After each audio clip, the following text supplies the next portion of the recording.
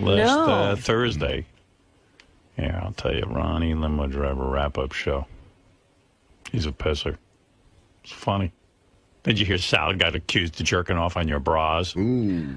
What? You don't know about all that? No, I'm completely oblivious to this. All right, well, here's Ronnie on the wrap-up show. They got a hold of him afterwards, and he was quite upset because I called him out and said, don't give the girl interns nicknames. Don't do that. It's not good. Stop flirting. Stop, And so then Ronnie interpreted that I was in a bad mood. That's why I was picking on him. He's never wrong. No. So there must be something wrong with you if you're yelling at him. Yeah, there's something wrong with me. I was in a bad mood. He never evaluates his behavior. You can't get through. It's like talking to a wall. I'm trying to class him up a little bit and to explain to him that women don't like that. You're talking to a wall. All right. Especially when he's in a position where he's working for the show and these kids are working for free and they're young kids and he's an older man. He doesn't understand. Yeah. No, we were walking out, and she held the door open for us, and I said, thank you, Smiley, and then we kept walking. So it's Smiley, it's not Smiles. Smiles, okay, it was Smiles. Actually, I heard him call her Smiley, and then other guy said he calls her Smiles, so it's... Well, he just switches it up. Yeah. At his discretion. Whatever, what's the difference? And do you understand how Howard reacted the way he did? Why he would think, oh, my God. He didn't say shit to me. In his head, he's thinking, dude, should I lecture but Ronnie this right is now? 3 fucking days later. Well, maybe he was stewing over it a little bit. Well, maybe somebody told me he was old, and No, here's what happened. Oh, please. No, I'm telling you how it got. No, because when somebody told him, he was old, so now he's taking it out on me with the whole grandpa thing. What the fuck? Calm down. I'm going to tell you how it got from A to B. Katie, right? Yes. Katie was on the intern show last night and happened to mention in passing that Ronnie had a nickname for her.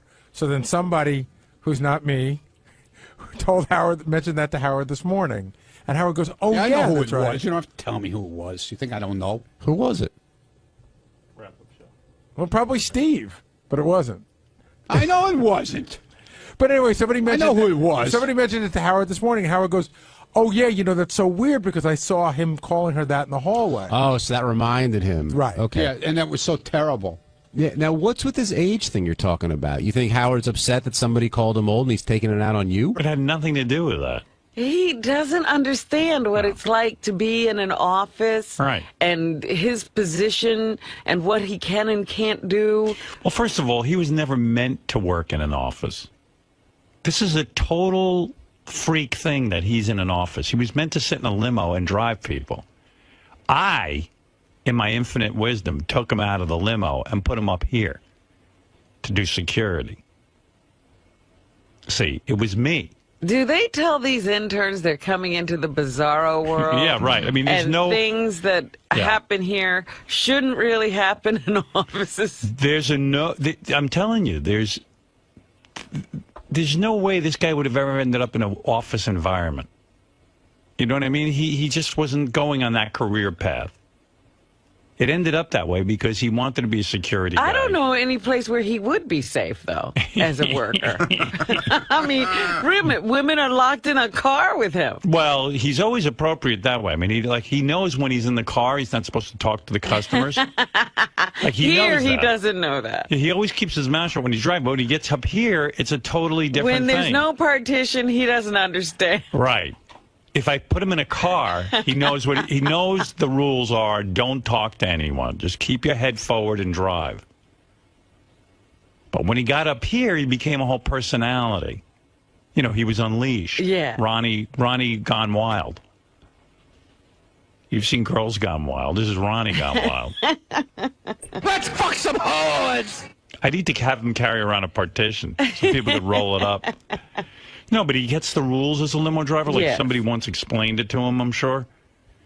So, now, all of a sudden, he's interacting with interns. He never had interns before, and these people, and he's got to sort of, be this authority figure walking around in the halls.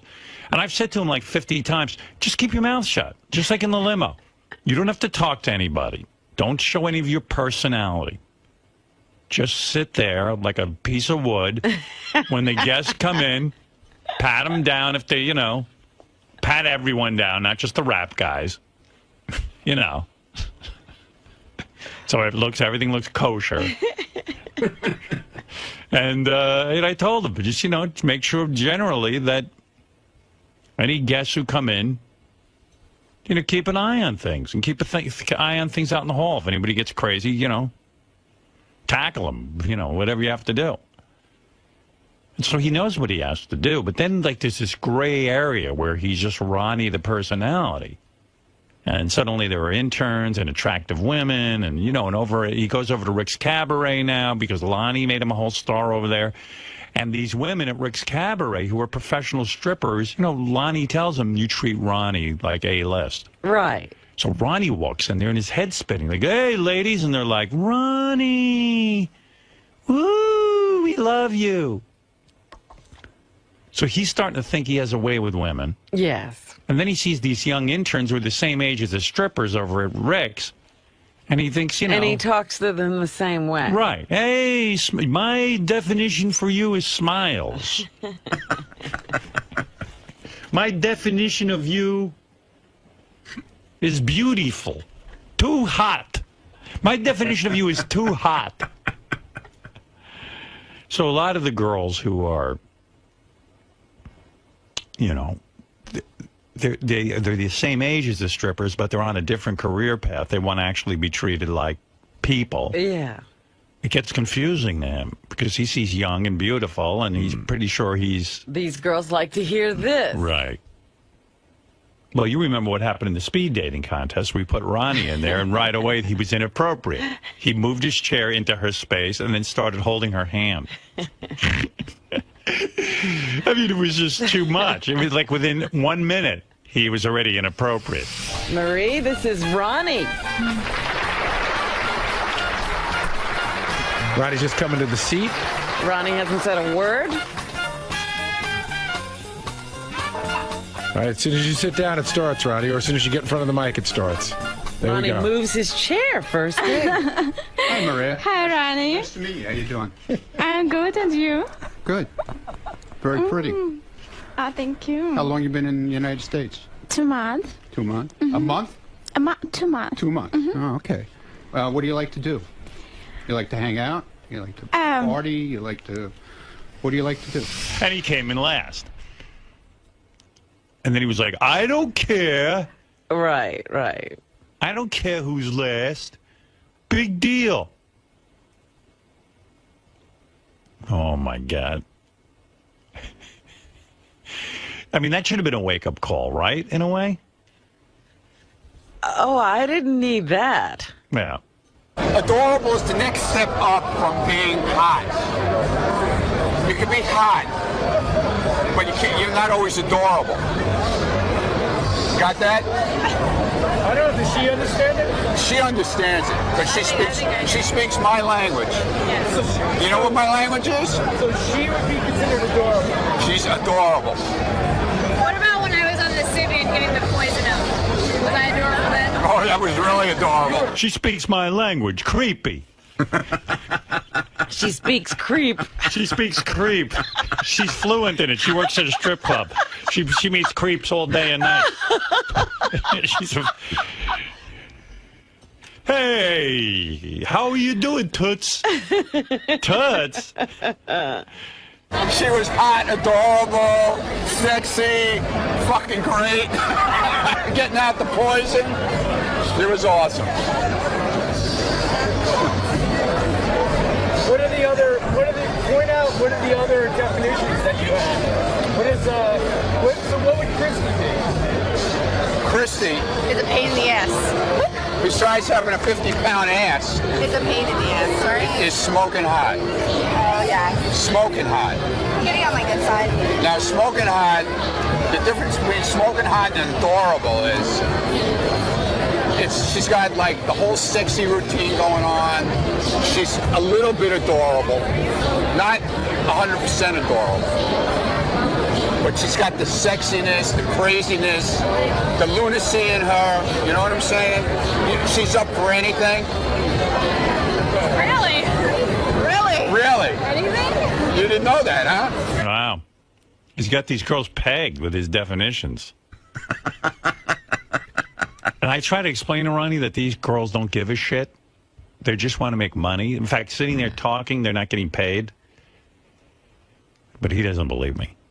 Oh, no. They've got him convinced. Right. That he's a stud. Yeah. And why would he give that up?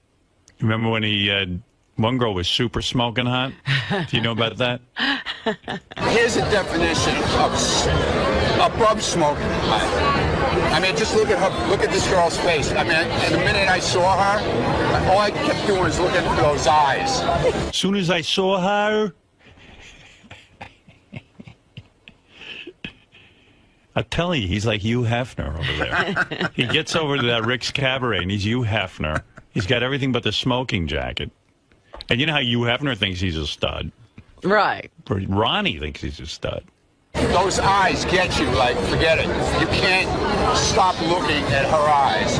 And then she turns at you with that smile. It makes you want to fuck the shit out of her. I'm sorry. He's sorry. He didn't mean to offend her. I'm sorry I'm raping you. No offense.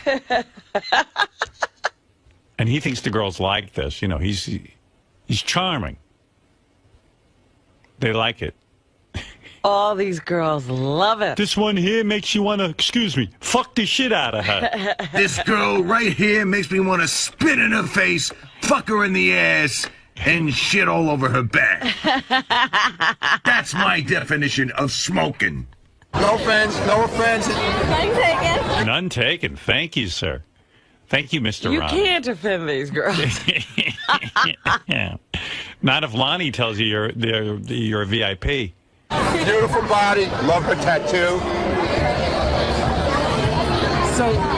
And look.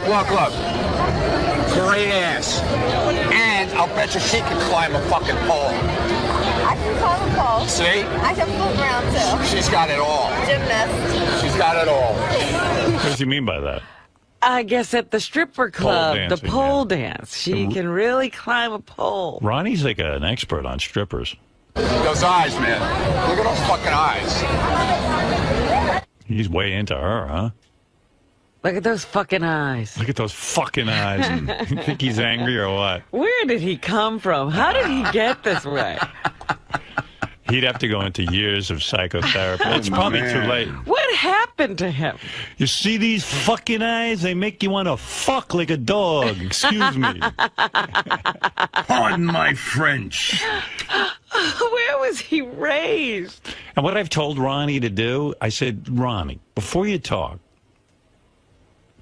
think of like a 110-year-old woman hitting on you. Like literally a woman who is 110 years old. That's how those girls look at you. But he doesn't want to hear it. He gets upset. What would be your definition for Super smoking hot. Yeah. And great fucking eyes. And what? Super And smoking great- hot and great And fucking great eyes. fucking eyes. See, you use the adjectives. First they're hot, then they're smoking hot, then it's super smoking hot. They hypnotize. Her eyes hypnotize. Sounds like he's in love. There's other definitions, but I'm sure you've heard them. Have you heard one of a kind? I'm waiting for the girl he's really in love with. Oh, you mean definition was girl you can fall in love with? But first it was one of a kind, League of Her Own, and then girl you can fall in love with. Yeah, because that's the one they were making eye contact. Yeah. I want to hear The one that he falls in love with. Well, here's one of a kind. What's her name? Rachel Ryder. What's her name again? Rachel Ryder. Ryder, yes. Rachel Ryder. Ryder. A big boner in his pants. Hear that sound? That's the sound of my boner in my pants. She is a definition. I have a definition from. I'm going to write my own dictionary. And I'm getting started here. I'm starting it right here at this expo. So my definition of this girl is.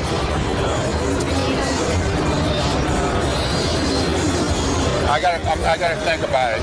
It's okay if I think a couple seconds while I stare at her body and everything. All right. My definition of her, I can't even talk about this one. That's the worst part. She's rubbing my nipples. I can't even think, dude. We got super sexy. No, she's not super sexy.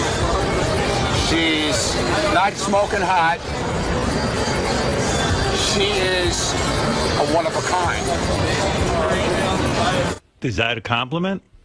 One of a kind? Well, I think in his world, Right. this is a compliment. Higher than super smoking hot? But she's not super smoking hot, and she's Right. rubbing his nipples. Right, so he can't really think clearly because he's all turned on. But I'm thinking that this is a girl who really has to work to get her tips. As she tweaks me. Yes. I can't even talk. I have a nipple fetish. I can't lie. You have nice nipples. I know. Which is, I think one of a kind's an insult, Ron. Because as soon you couldn't talk about why her are we looks. back on this again? I thought like it. I thought we were done. I don't know. I can never be done with you. This will never die. I thought we were done. This will never die. I talked This about is your, you. Let's get on her. I talked about you on a rabbit show. I'm going to get to that. Oh, okay. This is your Hamlet. Yeah, my Hamlet. It's time for me to pile on to you today. Well, we'll get to her. No, we'll get to her now. Now? Enough of this. Right. Here's Ron. We had enough of Let me this ask you, already. one of a kind. Yeah. Is that an insult? Is that? It's not as good as super sexy smoking hot, right? No, it is. Oh, it is. It's better. It's better. Why? One of a kind. One of a kind could be bad looking. Like one of a kind could be like, she's just Yeah, but kinda you're not odd. putting it that way. You know, you're putting it so. You know. All right. I saw it as potentially kind of like a bummer for her. And she No. when she was definitely. rubbing your nipples, were they really distracting you? Yes. Yeah. Yeah. Definitely. Like Blue Iris was one of a kind. You know what I mean? Yeah. Yeah, but this is a different one of a kind. I'm actually caught up in his definitions And what they mean. and what they mean. You want to just hear a League of Your Own or Girl You Can Fall in Love with? I want to hear that one. All right, then we'll get to I it. love That's that one. Wendy. All right, we're outside my booth, the Rick's booth. All the other places, we're just visiting. This is my home, and I'm here. I'm continuing my dictionary of hot girls at the Gentlemen's Clubs. Whoa! The Gentlemen's Club Expo. I'm continuing on with. She's grabbing my hand. I don't like that. Anyway, Wendy is going into my dictionary. I know Wendy a long time. We go back a long ways. Wendy is not only beautiful, not only hot, not only smoking hot, but Wendy's the kind of girl you could fall in love with. And that's all I'm going to say. She liked that, boy. Yeah, yeah. Yeah. She fell for that hook, line, and sinker. Right. Look at him. Is he charming or what? Is he charming? He's one of a kind. I'm one of a kind. You're super smoking, one of a kind. Right, exactly. There you go. She liked How it did we too. wind up on this again, by Didn't the she way? go like, oh, Yeah, like she liked it? She yeah, melted. Wait here, wait. Yeah, she melted.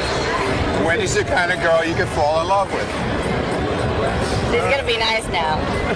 That's So say that like that. Say so. Okay. So my final definition on her is my final definition on Wendy, which has been for quite a while now, is the kind of girl you can fall in love with. So that goes into my dictionary in a very special place. Imagine Wendy, the lovely life she'd have with Ronnie. Like if she falls in love with him and he falls in love with her, the two of them could just be so happy. I don't know what's holding you two kids back. Okay. All right. How old is she, Wendy? About 20? No. She's a... Yeah. That's what confuses you. These fucking chicks, you know, they have to treat you nice over at Rick's. You're Lonnie's best friend. No matter what you She say. doesn't even know Lonnie. No, This is in Vegas, dude. Yeah, but they know. Yeah, okay. They know what's whatever you They say. came from another Rick. Whatever you Yeah. say, okay. They come from Rick's. Whatever you say. What do you think, Lonnie doesn't prepare them? Yes, he All right. prepares. You know he does. He puts them in a room. You're He- there with a he camera, He puts too. a gun to their head and says, You've got a "Listen, camera. This is what you got to say." You have all access to the club. All right. Okay. Yeah, you don't know that? Nah. I'm dumb to that. You think they I love don't you? know. I don't know. Yeah, they love me. I know they do. They fucking take these girls in a room and taser them until they're docile. No, they give them shock treatment, dude. Yeah. Anyway, so here, Ronnie was on the wrap-up show about, him giving the girls at the Stern show, the interns definitions. Well, smiles. Smiles. I wasn't giving them definitions. No, but I mean, you're giving nicknames. You're giving out nicknames. Best you stay quiet. Okay. Okay. I'm not talking. You don't need to talk to the I'm interns. not talking to the girls anymore. No, you don't need it. No more girls. That's not what you're here for. Okay. All right. Remember in the limo, you used to always keep your head forward and just drive? Yes. You got to do the same thing here. Okay. Pretend there's a partition. Yeah, pretend there's a I'll limo. carry a partition around with Pretend me. you're in a limo. Okay. Oh, then he got on you. When you first walked in, you didn't even go after Howard. You went after Robin, and you kept going after Robin. Do you think she was riding you a little hard? Robin rides everybody hard now. Robin changed a lot, okay? I'm sorry. Since when? Robin forgot where she came from and all her old friends that she left behind. What does that mean? No. Sounds like you left Ronnie behind. No. It wasn't me, dude. It wasn't me. All right. What? I was just in the group of these people. Right. It wasn't me. I don't give a shit. I don't need any friends. You do the same thing, You left your old friends. No, I didn't. They left me okay. behind, dude. They ditched my ass. Who? Who are you talking The about? the same person that I said that she ditched me. Your boy Neil Drake, okay? I ditched Neil? That's right. I think Neil ditched all of us. He cries about it all the time. I thought you weren't talking to him. Well, he's not talking to me, basically. Yeah, but you ditch friends, too. Who'd I ditch? They all ditched me. No. Yeah, you who- ditch. I'm thinking of someone. Oh, you ditched. okay, yeah, okay. Who'd you well, ditch? there was a reason for it. No, there was no reason for that. Yes, there was. Who you Why talking do you about? say? Who are you talking about? Jack. No. Who are you talking about? Mike. Well, there's a reason for that, too. Oh, see? there's always so a there's a reason. So how come Oh, Robin whoa. can't? Was he crying to you about it? No. Oh, obviously he does. Boo-hoo. I said, have you spoken with Ronnie? And he goes, I haven't heard from him. Hasn't called me back. The only time he calls me is when he needs something. All right. Okay? Okay. He needs a favor. He needs this. He needs that. It's the only time. He actually, dude, he called me 2 weeks ago.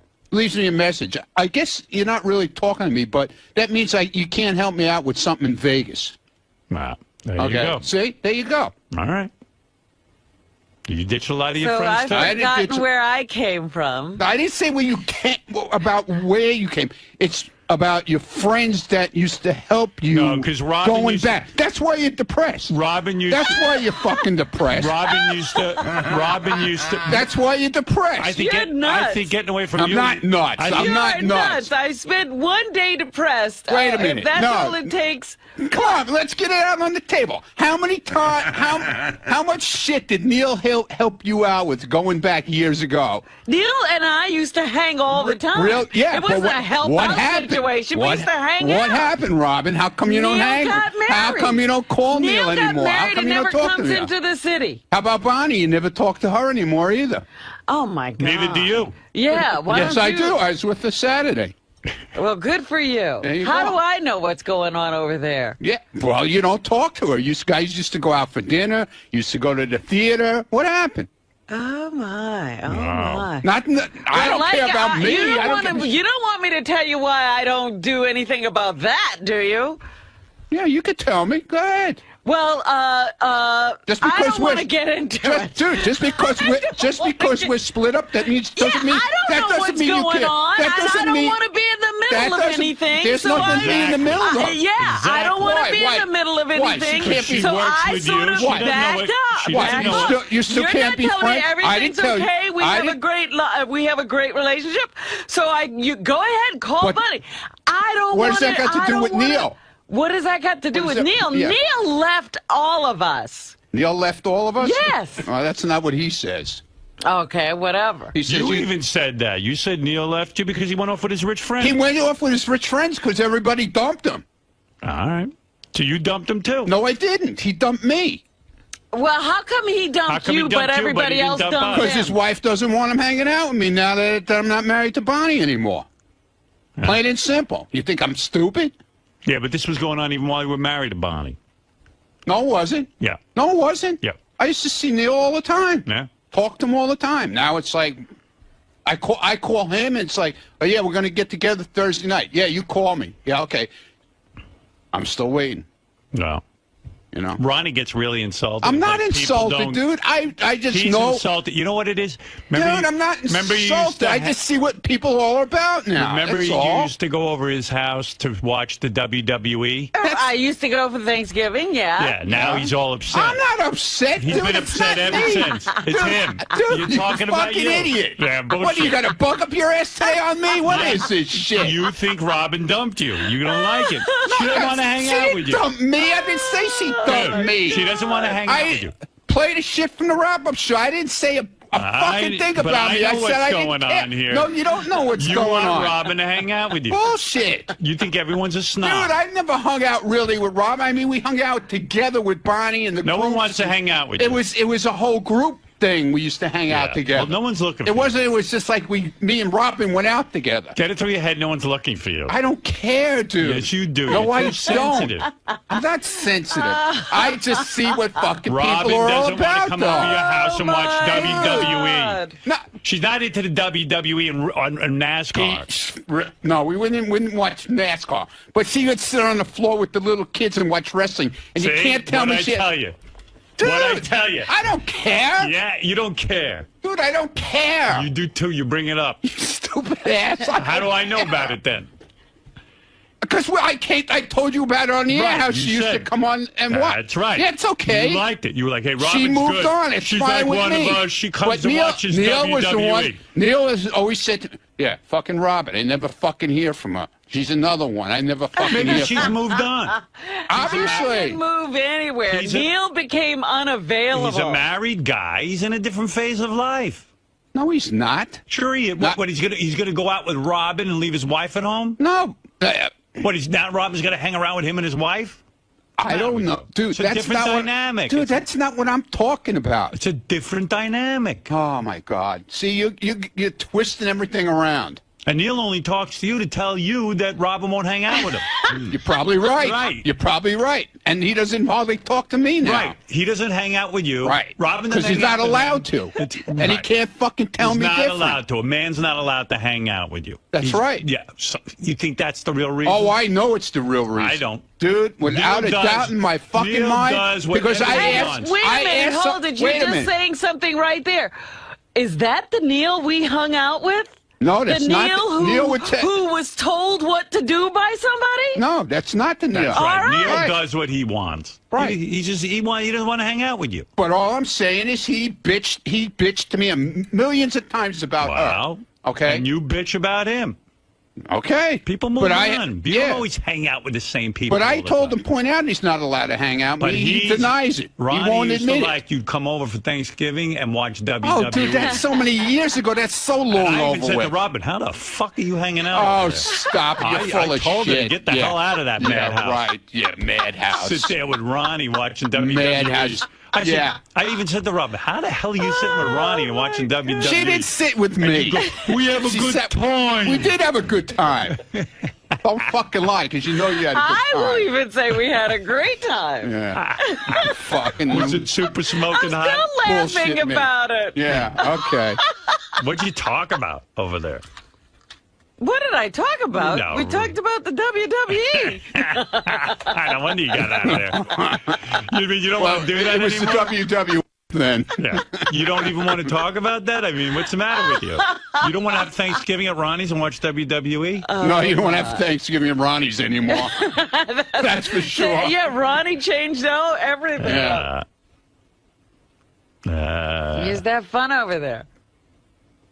Did Ronnie have a nickname for you, like Smiles? No, he didn't give out nicknames at that time. No, no. Insulting. No, so many little kids. All right, let's around. get back to Ronnie on the wrap-up show. Here we go.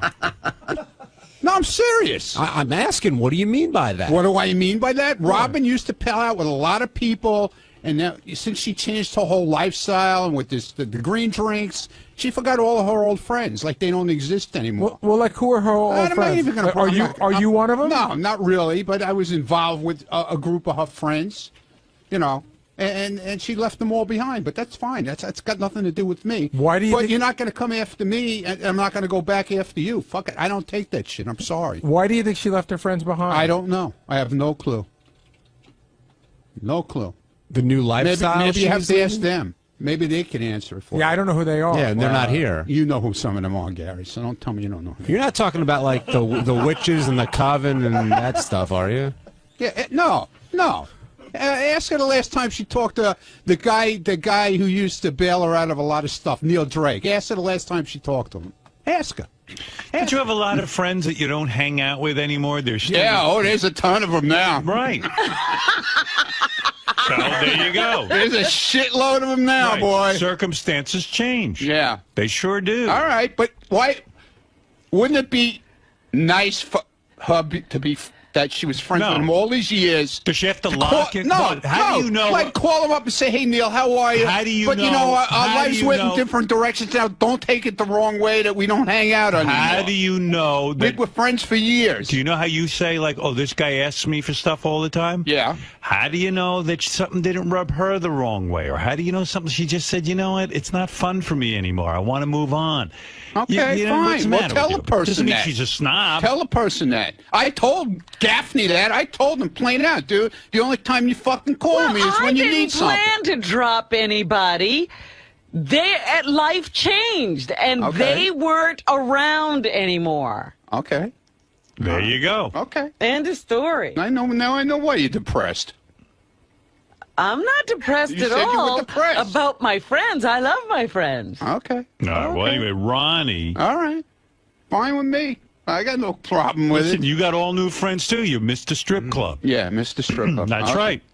I'm not only friends with Ronnie, okay? I have other friends. I know. But I'm just saying, all of a sudden, you're a different guy. I'm a different guy. Right. That's right. I'm a different guy. And all of a sudden. All of a sudden. Hugh Hefner.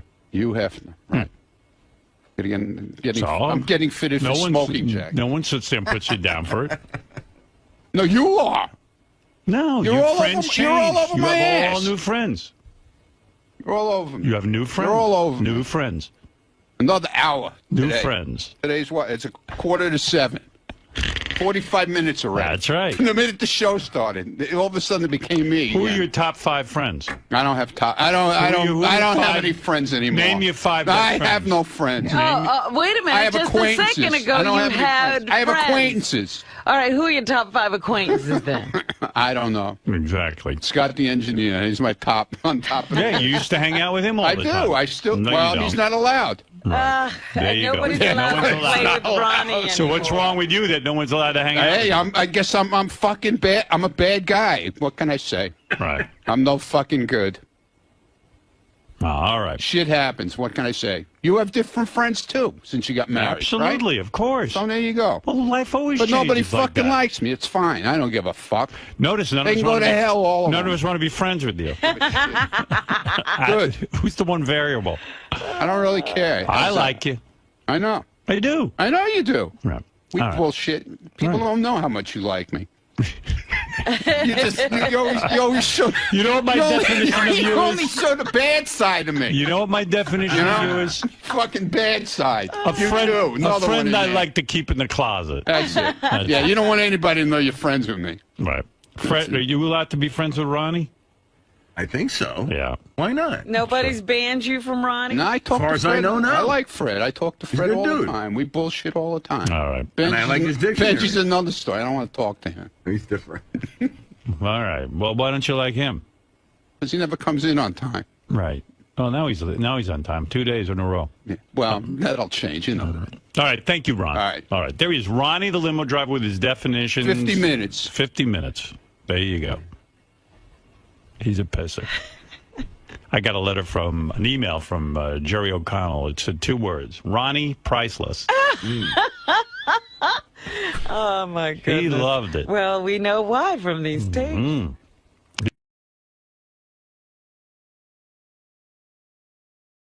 Because I think somebody like J-Lo has people with her all day long doing that.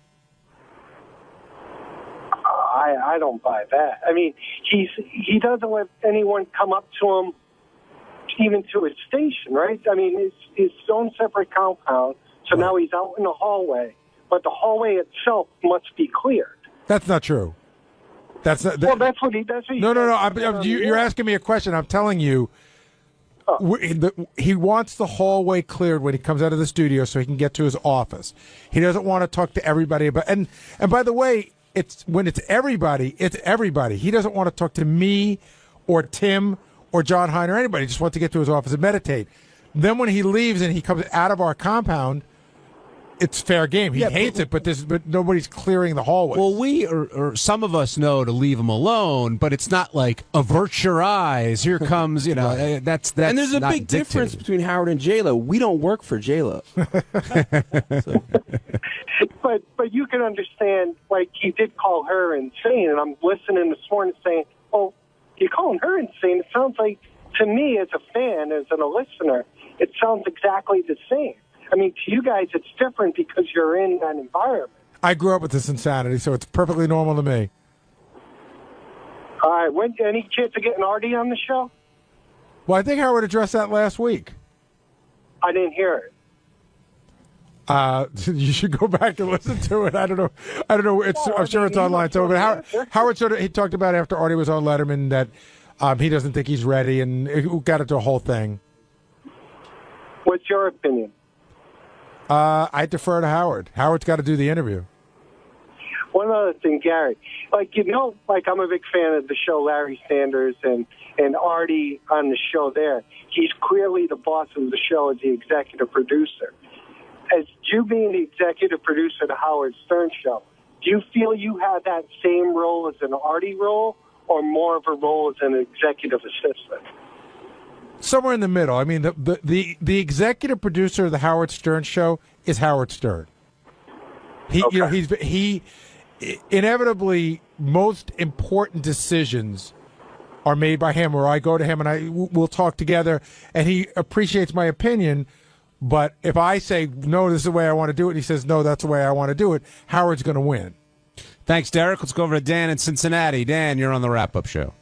Hey, guys. I want to go back to what you were talking about a little bit ago. Howard, during the show, mentioned that Beth was the love of his life, and I always wondered about that because, Allison married him when nobody gave a shit about him. How could Allison not be the true love of his life? I've always wanted to get an honest answer out of him about that. It's hard for somebody to be the love of your life if you're not with them now. Yeah. But, it's easy to just because they were in love at one time doesn't mean that Beth can't be the love of his life now.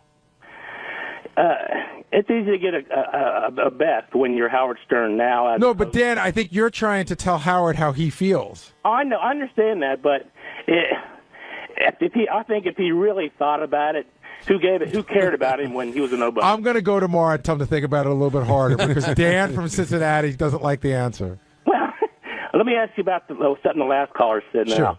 He mentioned Artie, and, Howard, he likes to play coy about Artie and act like he doesn't exist. And I remember last year you said on the air that Artie wanted to come on the show and tell everybody everything. And I thought sure it was going to happen, but it never did. And Howard obviously put the kibosh on it. I don't understand why. Well, I think Howard talked about it on the air several times. I mean, we don't act like Artie doesn't exist. And somebody called and asked about it that morning, and Howard talked about how he thought Artie was very funny on Letterman. But when Artie wanted to come on, it was like he was still in treatment. And our feeling was, especially Howard's feeling was, that this might not be a great place for him to be if he's trying to get better. Yeah, and I thought Howard gave a pretty clear answer last week about that. He said just that. This isn't the best place for Artie necessarily as Artie's working on himself. And somebody even said to Howard, like, well, Letterman had him on. It's like Letterman didn't have the same relationship with him that I had. Coming here is a very different thing. Jim in Philly, you're on the wrap-up show. Hey, what's up, man? I have a couple things I want to say, but I went for a tour of the studio about a couple of years ago, and Howard had to leave the studio like twice, and both times Ronnie, the asshole, shut the door on us, and then when Howard came back, he reopened the door. So is that the same thing that guy was talking about before on the phone? Wait, I'm confused. I know what he's talking about. He was ignoring it. It's like saying, fuck, we're his fans, and he shut the door on us, so we can't even see him. Yeah, but what were you doing here? What was your reason? We were for a tour of the studio, but we were waiting in the green room. Yeah, when Howard goes by, he does. Here's the problem. I don't think he minds you seeing him. The problem is if he's trying to get from A to B and then you get up and you go, hey, can I take a picture? Here's a book. Remember the time we were in Philly, I saw you. I've got this thing. Then Howard's not going to say, get out of my way. He's trying to get, the show has just ended. He said it a million times. I'm just trying to get to my office and decompress. It's just he's just trying to, the same thing as he complains about other people doing. Ignoring fans or just being jerks. Well, I mean, when you get right off the show, and I think with anybody, when they get right off the show, they're not looking to meet people. Well, even when he was walking the halls after the show, we all had to hide. Why'd you hide? Well, we were in the green. Actually, we were coming into your show, the wrap-up show, and somebody made us move to the side. Then he walked by, and we allowed to go in the show. I don't know. It just sounds like the same shit. I have one more thing, though, I want to say. Sure. It sounded like this morning Howard was getting annoyed at Robin for just constantly cutting into a conversation, louder than him, and right in the middle of what Howard was saying. She just cut right in, especially in the beginning of the show. It seemed like Howard was getting, pissed off, but, it's just the way he, I back. He would talk even louder. I noticed that. I think it was about the Occupy Wall Street discussion. And, I just think Howard thought Robin has a silly point of view about that. All right, thanks, Jim. Jason in Manhattan, you're on the wrap-up show. How you doing, guys? Big fan. Thanks. I don't know. I see that there might be a crack in the facade between the bromance between you guys. I don't know. You guys still in love with each other? I don't know. You guys sound like you might be getting on each other's nerves. Wait, are you talking about John and I? Yeah, Baba Booey, you and John. Not in love, but still very good friends. We spoke over the weekend. But what do you think is the crack? What are you hearing that makes it sound like John and I have something going on? I don't know. I feel like, he'll say something and you'll have to say something that tops him just a little bit. And, you see, I hear a little animosity in John's voice. Oh, that. Yeah, that. I didn't know I was that transparent. No, we still get along fine. I mean, if you give me a better example, I would totally address it. Because right now you're just going off a tone of voice. Oh, come on, Gary. But you'll see, again, when if you watch Howard TV, John and I still look at each other when we talk. So on Tuesday's wrap-up show, the guys got on Benji a little bit for basically being, how Gary put it, C-struck with a girl that he might not be getting with romantically ever. And then I came in a little bit later, sympathized with them, and yeah, that's it.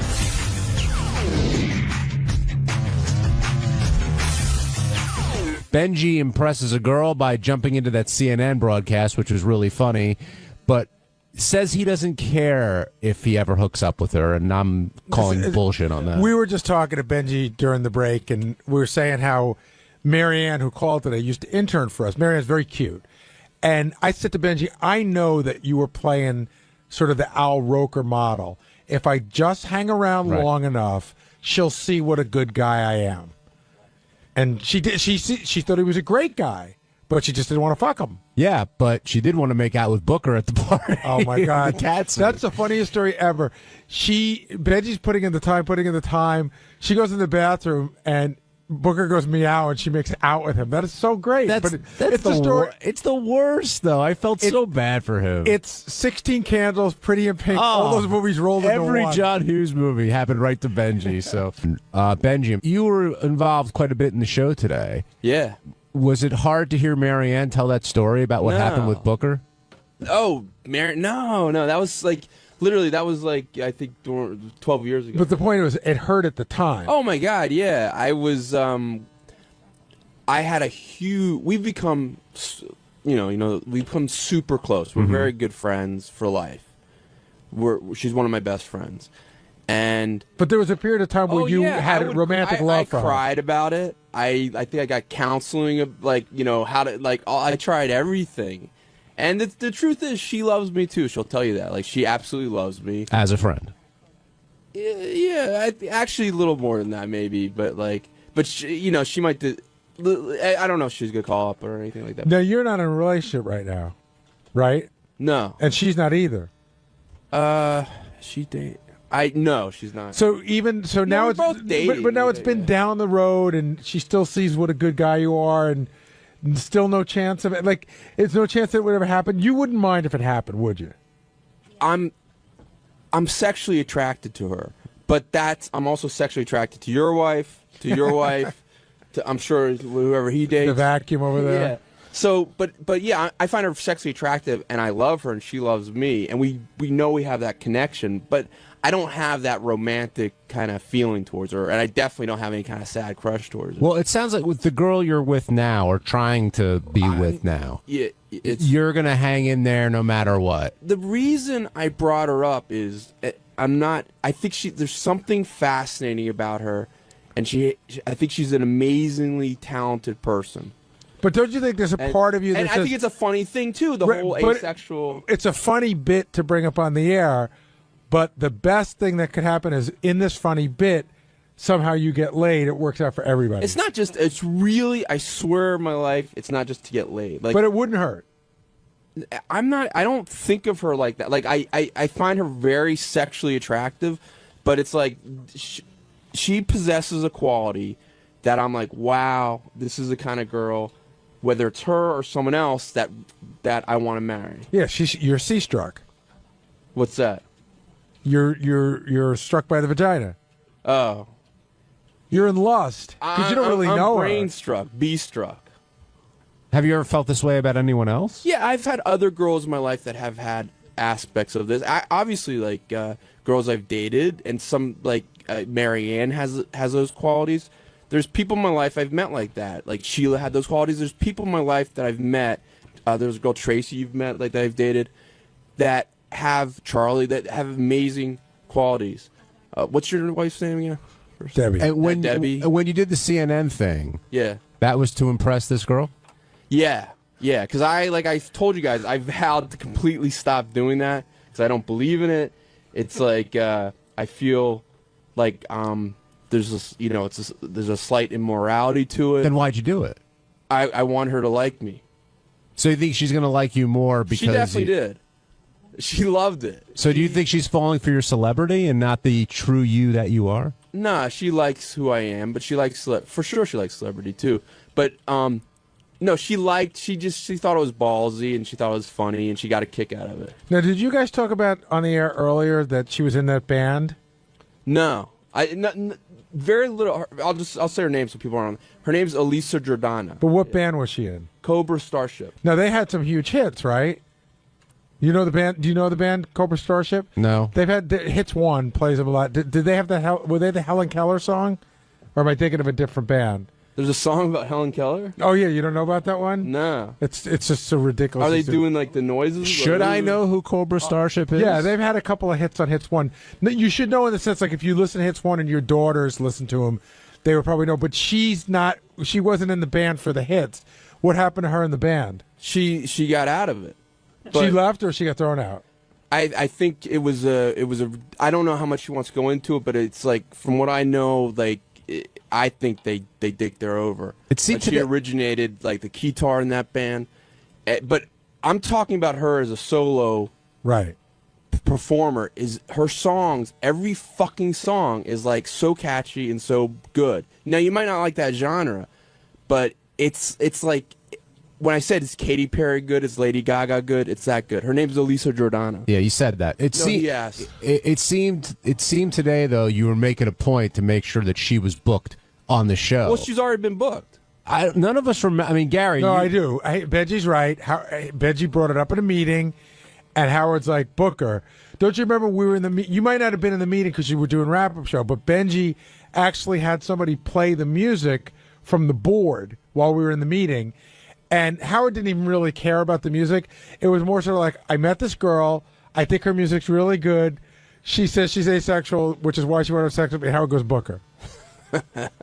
But it's not like there's something. You guys will see. You know, I know I'm probably maybe I'm hyping. Maybe it seems like I'm hyping. You definitely hyped her up. I mean, this person has an amazing quality, and you'll say this is someone that we're seeing before she's becoming super famous. Oh, I hope you're right. for your sake, and for whoever she ends up and for dating. her sake too. Yeah, whoever she ends up. But Howard seemed very skeptical that she's actually asexual. Well, I am too. I find that fascinating. Like I've read about it, like psychologically, there's been like articles about it that there are people that don't have or have very little sex. I think you might be, in fact, from like what I don't know, but you might be an asexual person.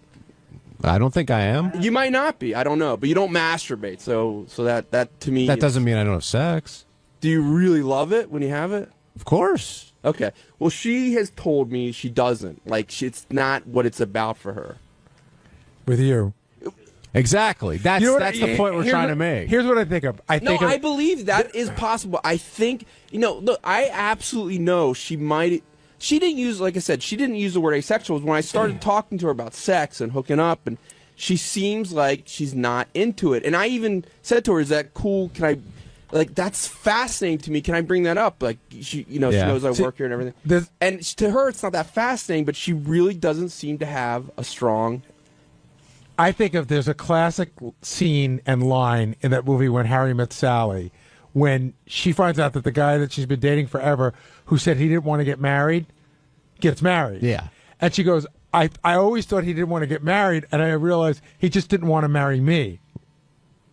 I think that she likes sex. No, she just may not like it with you. That's what I would think too. It's hard for me to believe. It's like I've talked to her about. It's like it would be like someone's telling me like, yeah, I don't really like food that much. Actually, Robin has said that, I think. But like, it's hard for me to believe because sex to me is so much fun. Whether it's a psychological reason or a biological reason, I don't think she does right now. And what about she might be bullshitting me. She might just be saying that to be. I was going to say, what about the possibility that she does love sex? She just doesn't want to have it with you. Absolutely possible. Are you pretty convinced that because she's not having sex with you, that she's not having sex with anyone? No. I think she's not attracted to me. No, but do you think she's having sex with other people? Yeah, she's had sex in her life. No, but you think right now? No, I don't think she's having. I don't think she is. Because that would be weird, right? Then you would be like, no, we're not dating. But it would be weird for you to say that she doesn't want to have sex with you because I think even she's not into sex, but that she'd be having sex with someone else. I believe her when I don't think she's. I don't know why, but I don't think she's that. I don't think she looks at sex in the way I do or you do right now. But even Marianne had a funny joke this morning when she said. Howard said, "Did you tell Benji that you were asexual?" She's like, "No, that's a good one. I told her that's a good one." Marianne loves sex. Marianne and I have talked about it. Like, is she really like just doesn't like sex that much? One last question, then we're going to go to break. But that's not why she's not into me. She's not into sex, but also not into me physically. So it's like if I was a double whammy. If I were into sex, it wouldn't be with you. Right. That hurts. Ouch. No, On both levels. No, but I'm telling you, it's. But you said today you're putting in the time, and you said today. No, I'm not putting in the time. Hold on, let me finish. Okay. You don't care if anything happens with her physically, if you don't have a relationship. You just enjoy her. She's your friend. Stuff like. Well, no one puts in the time like that, Benji, without hoping for a sexual payoff. Hope. Like, this is someone that I'm like, wow, I am like blown away by, and yes, this is definitely someone I'd want to date, but I don't feel maybe as vulnerable as I used to be that I would get in like this devastating crush about it. I appreciate her qualities. I want to be around them. If it doesn't work out with her, it's gonna work out with someone else. Now joined by J.D. Harmeyer, who's another big part of today's show. When Howard was talking about the effect puberty had on him, big part, and well, you were in there for the whole Seacrest rap, and he kept talking to you about how tough it is. Growing up a certain way, and I want to know if that was true. Did you feel like you were sort of an outcast or ugly kid growing up? I've never felt like I've ever been attractive.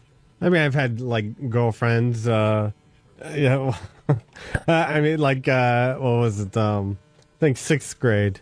I had girlfriends, but after that. Nothing. Did you win the spelling bee that year? That's the year I won the spelling bee. The girlfriend I was going out with at the time came and showed up. The peak. She didn't show up to the spelling bee? No, she did. A couple friends. Wow. So 6th grade was the magical year? Yeah. I think her name was Natalie Spencer. I think. I don't know. I'm sure you remember. I remember it was Natalie.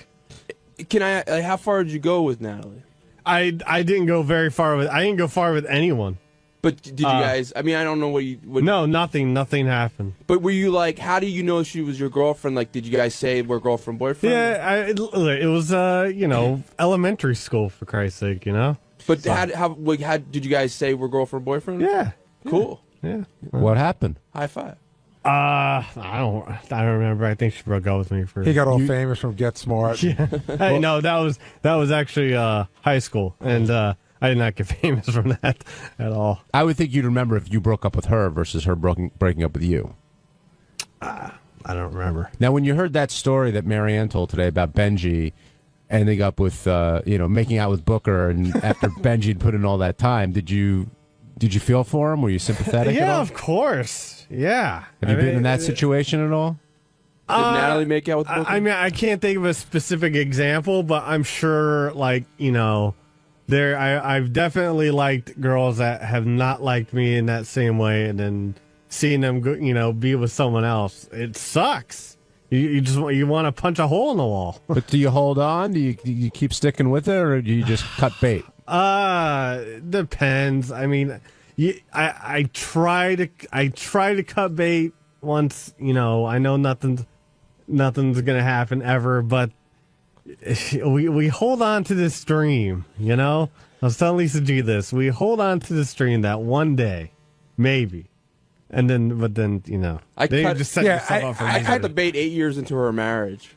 No, but I know what JD's saying, because I've been where JD is, and you're like, I feel the same way. Like, okay, I know I'm not the best looking guy, but if I spend enough time, she'll see that I'm a good person. Something like that. I mean, it's not.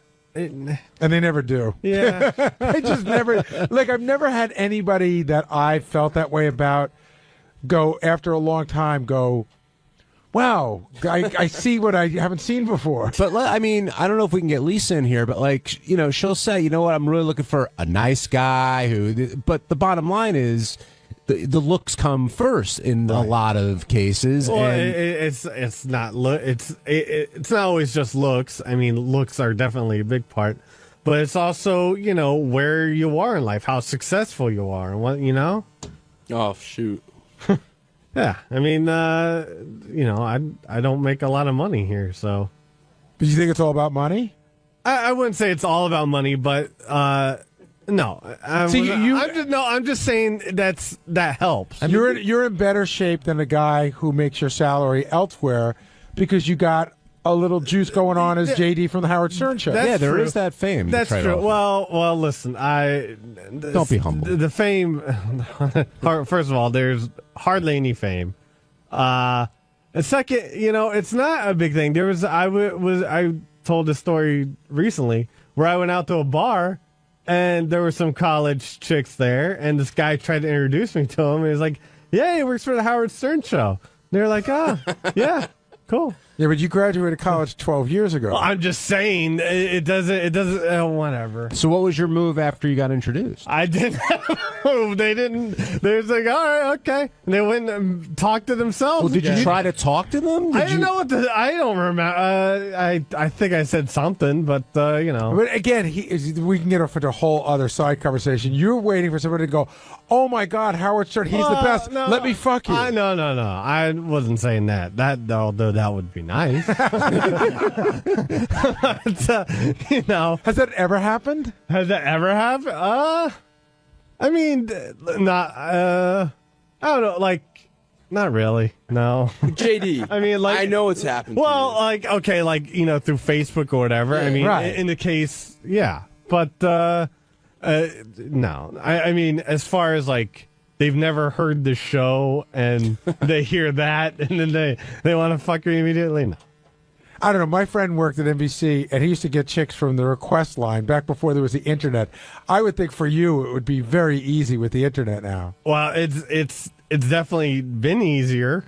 I'm just I don't know. Well, I think you're definitely on the right path, and hopefully you won't experience that sixth grade breakup or any of that other stuff that's happened. Have you looked up Natalie on Facebook? Oh, I've definitely looked up girls. Yeah, the one I can't. You can't find them though. The one that got away. She's hidden. Well, like the easier ones are from high school. Because I mean, these are from elementary school back in Ohio, and like I wouldn't remember. Well, maybe someone could find Natalie Spencer. It doesn't matter. Who knows? Ohio. Who knows what she's doing now? Wednesday's wrap-up show was all about who the biggest whore is, and Debbie was the big winner, and we found out how she came to the show. That was through Sal. And Sal came down and explained himself, and that's really all I have to say.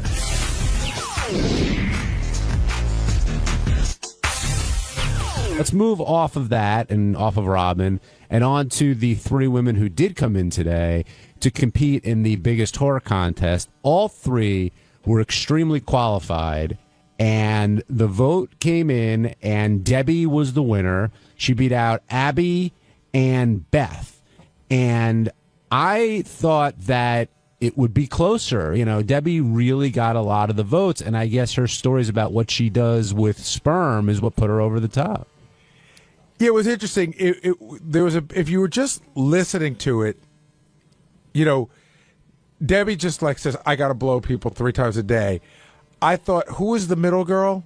Abby. I thought Abby spoke about it also with such a cavalier attitude. Yeah, I met a guy. We did Eiffel Tower. You know, we went there. I met these 2 guys last night.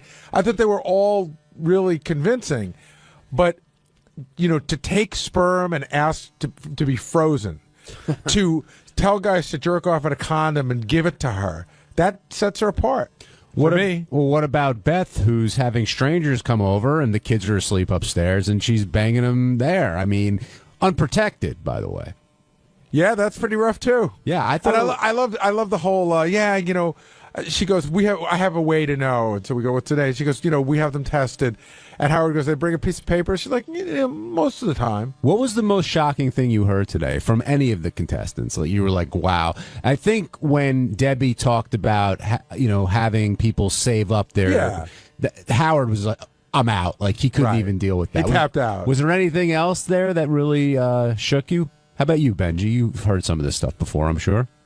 Well, I'm going to go back to one thing, to the last thing, that the thing that took it away from me for Abby is that she said she has to be orally pleased to give a blowjob. Mm-hmm. So I think that took it away from her. What shocked me? I don't think, to me, it was the thing we've already just said, like freezing the sperm and, I don't know, mailing it to her. Had you heard of the Eiffel before? I feel I have heard of an Eiffel Tower before, but I had to think about it for a second. We used to call that telephone. You know, one in the mouthpiece, one in the receiver. But also, I don't know if that implies the guys are kissing to make a triangle. I don't know. Yeah, it was a whole weird thing. She said it like everybody knew what it was. Okay. Oh, I see. I got you. The guys high five, and that's how you get the Eiffel Tower. The other thing, too, is the other 2 girls were really young. So it was almost like, you know, Tony Gwynn was competing with, you know, Rookie of the Year. Like they were 21. In 10 years, they're going to have even more stories. But Debbie is in her 40s, and she's been doing it a long time. Well, I thought Beth also, she started off saying her marriage was, you know, pretty normal, nothing really crazy going on. And then they talked about opening up the marriage a little bit, and the husband sort of gets off on what she does. And you know, that made for a unique pitch, I thought. Today was one of those great contests and you always hope for it to go that way. You never know exactly how it's going to go, where the first person comes out and you go, wow, that's pretty good. You know, that's going to be hard to beat. And then the second person comes out and you go, oh, we have a contest here. And then the third person comes out and you go, holy shit. You know, because sometimes it's a little unbalanced. Today was a very balanced group. Hey, Mike. Hey, what's going on, guys? How you doing? Love the show. Thanks. What's on your mind? Gary, I sent you an email. I was just wondering, to make the contest like a little bit more realistic, and I think that's what all the male fans are going for. Is there any way to maybe like next year to keep the 2 whores like isolated, so this way, because everybody had done that, like telling somebody a story, and then somebody jumps in with even a bigger story just because it's there. I don't know what you're saying. I mean, isolate them how? You like don't let them hear what the person before them said? Exactly. So this way, because if you have the two whores there, it's like, oh man, that's a pretty good story. I'm going to have to embellish this one just to make me look like a bigger whore. Yeah, but Mike, I don't think Debbie was changing her story whether she heard the previous two or not. Debbie's story was exactly what she said in her original letter to us, which was exactly what she told Will in the pre-interview. Yeah, I was going to say, the pre-interview notes, if you read them from Will, they were crazy, and all their stories were pretty much in line. And, man, I think if they told a crazier story on air that wasn't in the notes, we'd assume they were making it up. Right. Why wouldn't you say that to Will? The stuff. I mean, I didn't go back and cross-reference everything, but I think pretty much in line with what You don't think notes. the semen popsicles was like a last minute? Just like, I freeze it. Big Al, you're on the wrap-up show. Question. Big Would be great. Hello? Yeah, hey, what's up, Al? Yeah, so You know what? We got to get rid of Al. Yeah, sorry, Al. But Al said, how did you find Debbie? And we solicited for the contest, and she wrote us. Will said that he's been trying to get Debbie on the show in some way for a while. So I think we solicited for the other people, but we knew that Debbie would fill out for the biggest whore. She might have just written us before the contest started, which makes her even better. Exactly. That's what I mean. She's more of a true whore. Producer Will Murray. A caller before asked how we found Debbie, but how did we find all the contestants for the contest? Well, everybody submitted an entry form for this, but Debbie, we had come to our attention earlier through Sal, if you believe it or not. He was friends with a dirty, filthy whore. Sal? That's right. Sal said he had known her before and had urged her to enter, and then I got an IM during the contest from somebody over TV that said, how much you want to bet Sal Siemens in her freezer? I would bet anything. Do you think that Sal would get off, like, in other words, he can't fuck her because he's married. Do you think Sal could sexually get off on the fact of jerking off and giving it to her knowing that she would drink it? Yes. Do you think that works for him? 100%. I don't know what works for Sal. That would get Gary, off for him. He gets off on Debbie the Queefer's panties hanging in his office. I think he loves a girl that will submit to anything. Would your wives get mad at that? If you Yeah. Well, I mean, Benji, you've done some crazy stuff. Would you do that if she asked you to jerk off? And I wouldn't get anything out of it. I mean, like to You get to mail jerk her. off. I mean, yeah. She couldn't take it. If you jerked off immediately and froze it and gave it to her, she couldn't take it and use it If to a get real pregnant. hot chick was in front of me, it's like saying, "Oh my God, I gotta like swallow your cum." I guess that would do it. But just to go to the trouble of freezing it and then figuring out a way to ship it to her, that would be too much. But Will, these were three well-qualified whores. Oh, they were great. I mean, I don't know if everyone liked the contest, but I thought Beth was a home run with the husband stories, and I don't even know if we got into the full extent of that, because one of the things she told me during the pre-interview is that her husband she lets the guys come inside of her, and then she likes the husband to have sex with her while the other guy's load is still inside. She mentioned it. They didn't go deep into it, but she did mention that the husband will bang her immediately. Is that some sick shit? Is that her thing or his thing? That's his thing. That's the But she's- husband's But she's up to help him out. Yeah, I mean, it didn't even sound like it was really an open marriage. It was like, I'm just going to whore my wife out. Right. Hey, Sal, Will says that Debbie came to us through you. Debbie actually Facebooked me about a year ago, and she just wanted me to get together with her. She wanted to, fly me out to Florida and have me come for her. And I let her. I made her. Was she going to pay you? No, I don't remember the specifics. I was so blown away by that particular solicitation. I've never had that before. And at first I thought, hey, this is somebody roping me in. I work on the Stern Show. Somebody's playing a joke on me. So, I treaded lightly. I said, well, what else do you do? And she said she had a cum fascination. And I said, yeah, well, why don't you show me a few of those cum fascination pictures? And those came through. And then she said, I just had a guy, I just cut open 8 condoms and drank them. And I'm like, all right, let's see that. And sure enough, she sent that. And that's when I said, hey, you know what? This girl could be great for the show. She sent us a picture of a table covered with cut condoms. Yeah. Just See, like 15 of them on this table. See, this is my worst fear, and you know what I'm about to say, John, Yes. that Sal gets to be the creepy guy he is under the guise of doing research for the show. It's for the show. In other The words, way- if he would have done this when he was if he would have done this when he was a stockbroker, he probably would have been fired. Right. But here, he's a star. He's a star. Which is actually very good. It's beneficial. The girl emailed me. She sent me the pictures. I forwarded it to Will, the segment producer, and she became the biggest But wait a second, whore wait in a the second, world. wait a second. So The way it all you worked started, out well. the way you started explaining the story, she wasn't looking to come on the show. Right, she it was wasn't. a private correspondence between you and her. So, and then you're exchanging these pictures in a private way, and Yes. then you decided she might be good No, for the show. I thought I was being roped into a scam. She sent in the What, are we going to call the pictures. FBI, do a sting operation? No. I It thought sounds she like could. Listen, whenever somebody emails me in any capacity, I work for the show. I think, hey, could this possibly be good for the show? I'm obviously not going to go out there and ejaculate on this girl as much as I'd like to. Don't get me wrong. Obviously. Well, but the things that once she followed through, I forwarded everything to Will. But that was the question we had. If she said, "Hey, Sal, would you jerk off for me and send it to me? I'll hold on to it and then use it down the road." Would you do something like that? And did something like that sort of get you off? It wouldn't get. I mean, the only time I would get off is actually jacking off, and no, that wouldn't get. Just to pass it off to somebody, no, that would. Well, knowing she's going to drink it and think of you, and the fact that she drinks it and thinks of me, that's a little hot. It's so creepy and so disturbing that it's hot. But I don't know. It's a tough one. It's a 50-50. Do you think it's the kind of thing that your wife will be upset about? Because you're doing something here and sending it there. You're not in the same room. There's no physical contact. You know, she probably would be upset, but the thing is that, think about this. You go to sperm banks, right? And you're creating life out of it. So there is pleasure that comes out of that. So you are jacking off. You are putting your semen into a container. The semen's going into something else. Life is being created. People are being happy. So what's the difference? I put my semen in a condom. I ship it off. I'm happy. She's happy. Because same thing, but there's no pain in the ass kid that's being born out of it. But actually, it's more beneficial. But she's a little different than a sperm bank, Sal. What?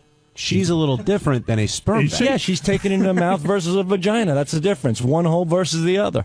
What is the difference? I guess, listen, Sal's making a little sense. What's the difference between jerking off and handing the girl a doggy bag of your semen and jerking off at the booths that you go to? I mean, you're still jerking off in front of a chick. I personally don't find that super duper hot. I'd rather have full-blown sex, and oral. Well, but if the fact that this girl does it, it's interesting. It's interesting enough that she's the world's biggest whore, so she's doing something right. Yeah, I think it's more interesting than hot. Yeah, I would agree. I think we got our answer, Gary. I do too. All right.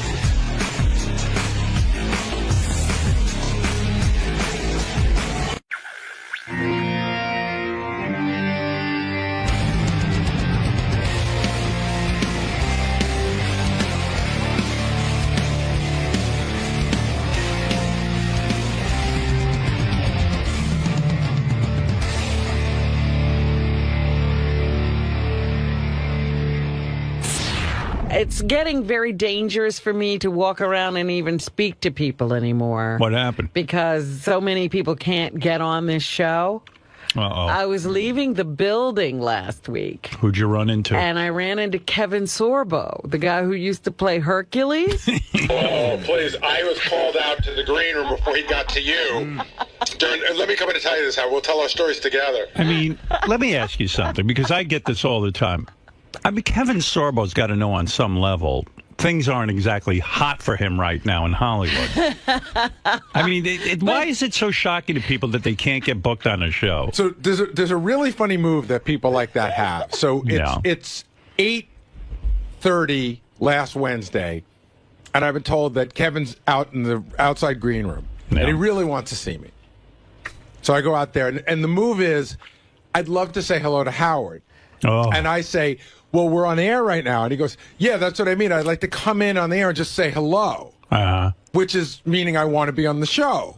Yeah, people think we have nothing to do. And that was a day that we had 3 guests. Yeah, so I go, listen, we're on Monday, Tuesdays, and Wednesdays. We want to do 2 guests a day. You know, we don't get as many people on. And by the way, today we had 3 guests on. Howard yelled at me for having 3 guests on. So, you know, and he still, seemed a little disappointed that he still couldn't walk in and say hello. I mean, he's not Bob Hope. I mean, he's a nice guy, but he really wanted to get in. Well, he does have an interesting story because he wrote this book called True Strength, I think. Yeah.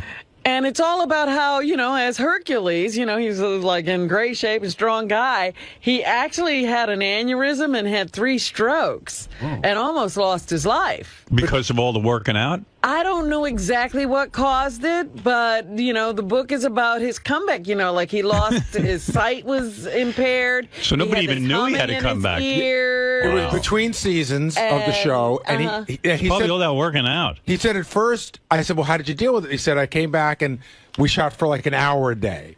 And then we'd shoot for 2 hours a day. It was an interesting story. Listen to me, Gary.